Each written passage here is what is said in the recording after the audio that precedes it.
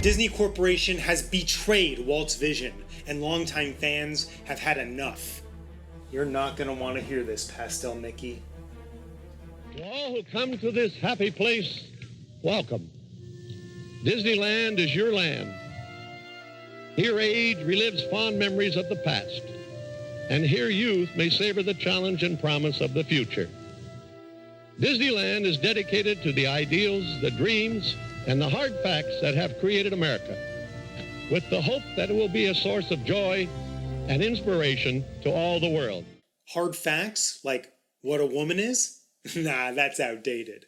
As I've stated before, my wife and I are huge fans of Disney. From our front doormat to coasters to underwear, our house is filled to the brim with Disney swag. Trust me, nothing makes you feel like more of a man than having Daisy Duck frolicking on your nethers. That was too far, I'm sorry. My wife worked at Disneyland. The first days of our honeymoon were spent there. I've read 2, maybe 3 of Walt's biographies, and as you can guess, because it's a biography, they're mostly the same. So to say we are Disney fans would be a vast understatement. Together, we've given literally thousands of dollars to the House of Mouse. In this context, House of Mouse refers to Disney as if it were a royal dynasty, rather than Disneyland. Glad we cleared that up. So it absolutely pains me to say that we're no longer putting ourselves into debt due to Disney. Sure, my poker addiction will get us there, but not Pocahontas. It started as a protest of Disney for getting involved in politics, but it turned into us just not caring about anything Disney's been making lately. In terms of politics, I don't exactly remember what came first, but you had the Parental Rights Bill in Florida, which essentially prevented teachers from discussing sex and sexuality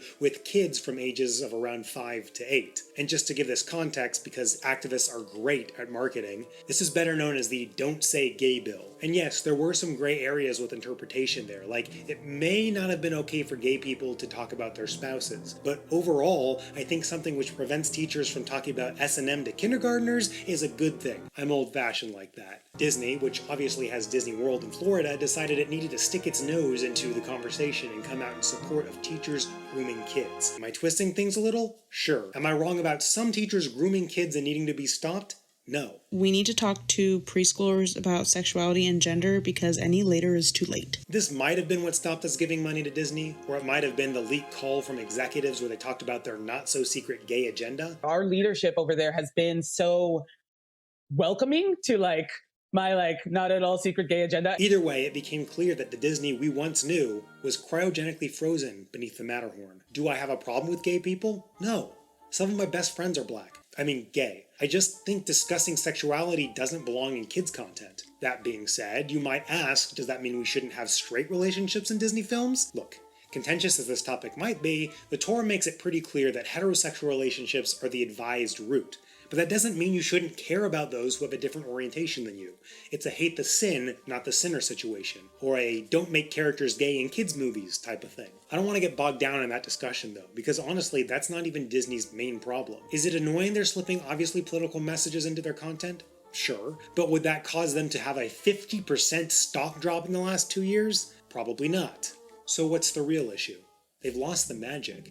Getting involved in politics and controversy is a symptom of it, but not the root cause. It's almost like they've forgotten how to tell stories. I may not like the woke messaging, but technically you can tell good stories and still push your political agenda. But you can't do it without putting the story first. Look at The Last of Us Episode 3. I'm getting a ton of mileage out of these clips. They told a gay love story, which had practically nothing to do with the actual show, and people loved it, not just the wokesters. Why? It was a well-told story with solid acting. It had an arc. It had stakes. It had drama. It had heart. It had Ron Swanson.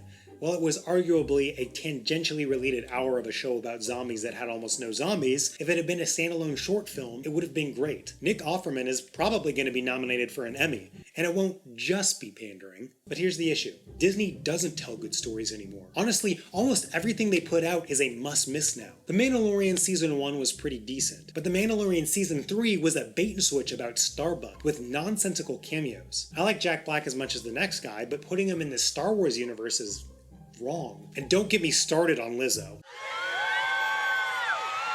Her appearance felt, how do you do, fellow kids? To me. Marvel hasn't put out anything decent, ignoring Sony's No Way Home since Endgame, and even that was probably just succeeding off the fumes of Infinity War. Pixar's recent releases include a movie which is a metaphor for a girl getting her period called Turning Red, Ugh. And Lightyear, a film with a politically driven gay romance and a convoluted time travel story, both of which lost Disney tens of millions of dollars. And Disney Animation Studios hasn't put out anything good since Moana. Though Raya was decent and Encanto was kinda pretty, I guess. Why has Disney lost its storytelling spark? Well, if you ask me, which if you're still watching this means you kind of have, they don't really care about telling good stories as much as making money and political statements. Bob Iger thinks of us as consumers, not as fans. Instead of just focusing on telling a good story, they rely heavily on cheap gimmicks. Sure, 20 years ago, cameos by big stars were rare and exciting, but now they feel shoehorned in. They are in every single piece of content, so they're no longer exciting, but expected. Yet for some reason, Disney seems to think that they're the best thing since sliced cat's pajamas.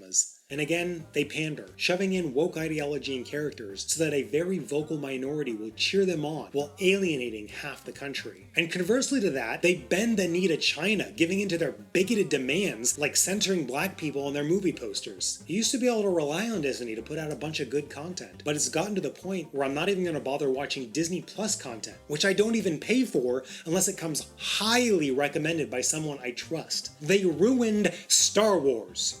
Star Wars! How can you make a movie worse than The Phantom Menace? It seems impossible, yet they made at least 2. And even though Avatar: Way of Water may have been an exception to the rule, it wasn't even an original Disney IP. Honestly, if there's anything in the realm of Disney that you're excited for, let me know in the comments. So, the movies and TV shows are awful, but it doesn't end there. The parks are also falling apart. Not literally, of course. At least I hope you're not about to fly off the tracks on Space Mountain. But in terms of their purpose. Walt started the parks as an immersive experience. From strolling down Main Street to having a Monte Cristo in New Orleans Square, it feels like you're in another world. Employees have always been called cast members because they're like actors in a movie. They wear specific costumes depending on the attractions and even play characters in some of the rides like Haunted Mansion or Jungle Cruise. But lately, they've lowered their standards when it comes to jewelry, facial hair, hairstyle, hair color.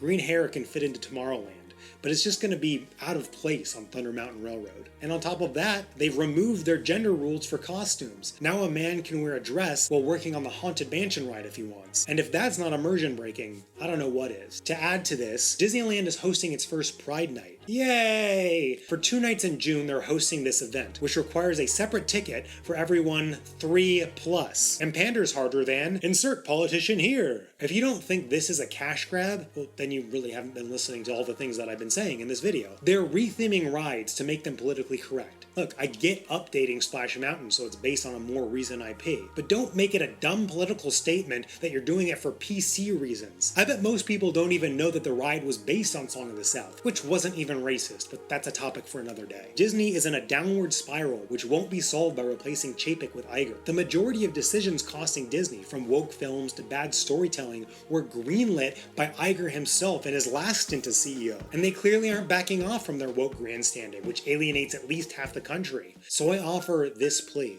Disney, please stop. Please stop commenting on politics. Please stop taking a stand on controversial issues, especially when you don't seem to understand both sides. Please stop pumping out quantity instead of quality. Please stop relying on gimmicks instead of solid storytelling. Please stop bowing to activists. Please stop focusing on the bottom line and instead recognize that you should be focusing on good content. Please stop murdering franchise after franchise. And most of all, please stop ruining my childhood.